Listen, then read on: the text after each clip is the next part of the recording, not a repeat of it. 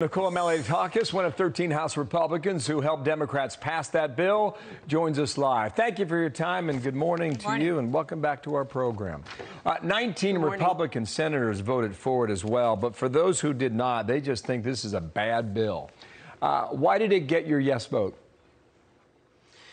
Well, this bill, look, I read this bill, and it is cover-to-cover infrastructure. $350 billion is going to roads, highways, and bridges, which you would consider traditional infrastructure. And the other $550 billion is for, ports, airports, seaports, ferry systems, coastal resiliency projects like the East Shore Seawall that's so important to my district, sewer systems, which is so incredibly important following Ida, the damage that took place in New York City, upgrading our subway signals to a communication-based train control. We're still relying on pre-World War II equipment in some subways. So for an aging city like New York City, this bill was incredibly important. And the reality is that this is the type of investment that people actually pay taxes for, those basic infrastructure needs that you expect from government but have been neglected for decades. And as you reported earlier, I also believe that we significantly took away the leverage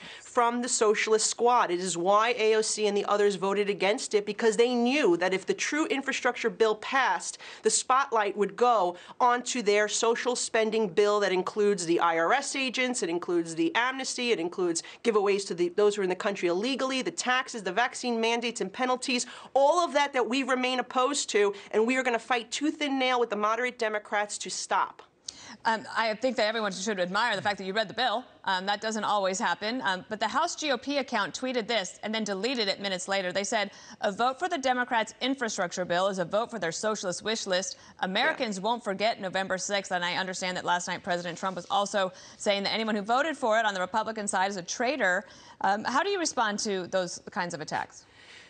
Well, the reason they deleted it because it was an error. They weren't talking about that bill. They were talking about the spending bill that at the moment Scalise was on the floor debating. A lot of people are confused with the fact that there are two different bills. The infrastructure bill is the bipartisan bill that is cover-to-cover infrastructure. The other bill is the social spending bill that all of us are opposed to. And, I give President Trump credit, though, for, being the first to talk about investing in infrastructure. He also wanted to spend $1 trillion in America's infrastructure because he understood how important it is to our vitality, to our economy, to keep up with economic growth and pace. And this is something that has been neglected, as I said, for decades. So look, I think if you read the bills, you see that they're two separate bills. We are opposed to the IRS agents and the illegal immigrants and the amnesty and all that other stuff that AOC is pushing. But quite frankly, I believe that we've taken away their leverage and that this spending bill will either continue to be reduced, because remember, it started with $3.5 trillion to $1.7 trillion. They took out the amnesty provision, but there's still stuff for illegal immigrants, which we have to continue to fight.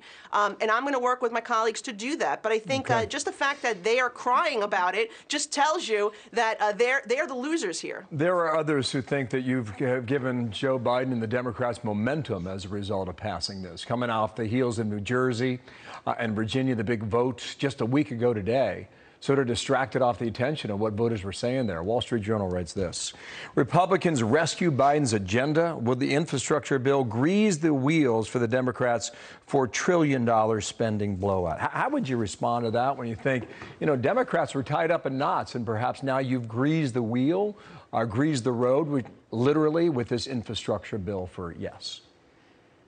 Look, there's so many things to be upset with Joe Biden, right? The way he's mismanaged the border crisis, the way he's mismanaged the pullout in Afghanistan, everything from the economy, the inflation, the supply chain. There's so many things we can criticize this president on, and he will be defeated, and we will take back the House. But when it comes to infrastructure, I have to do what is in the best interest of the people that I represent in Staten Island and Brooklyn. Yes, the president might get some credit, but at the end of the day, he is failing in so many other categories that doesn't really matter. We will continue to ensure that the American people know where his failings are, but and that we expose them. Based on that entire list that you just rattled off, that you had him against the ropes. Would you not agree? Yeah, and he's still against the ropes. I don't see how this makes it any different. He's still the president that has undone the policies of President Trump that worked at the southern border. He's the one who botched the Afghanistan withdrawal that led to 13 military men and women being killed. He is the one who is responsible for what we're seeing in terms of the pipelines being cut off and energy prices increasing. And all of that is not going to be made up by just simply what's in this one bill. But at the end of the day, you don't vote against a bill simply because you want to stick it to the other side. You vote for a bill because it is the right thing to do for your constituents. And everyone, I think, should be looking at it from that perspective. I have one last question. I think I know the answer to it. It's quick. Some suggest that perhaps the Republicans that voted for it should have waited to see if the Democrats would get it across the finish line and withhold their votes so that they could remain on the same team. But even in that scenario, I'm thinking that you would have still voted for the bill because you thought it was a good bill. Well, I do believe it is a very good bill, and the yes vote was the right vote. I will say that the bill already had the votes by the time I had walked in the chamber to cast my vote. But I think that that's really an irrelevant point. I think, look, had this bill not passed, what would have happened is AOC and the squad would have had more leverage because they were going to pass infrastructure no matter what. Yep. So they would have had to negotiate more and give more away to the progressives on that spending bill, and both would have passed, and it would have been worse. I think this is a better case scenario where we do get the hard infrastructure, but we also see the bill with the IRS agents and all that other stuff we don't like being dwindled and continuing to fall down in spending, and hopefully we'll continue to get some of that policy out. But remember, a budget is due December 3rd, and something has to happen here or else the government will shut down. So we'll see what happens, but we'll continue to fight against this progressive left. So we have another countdown clock.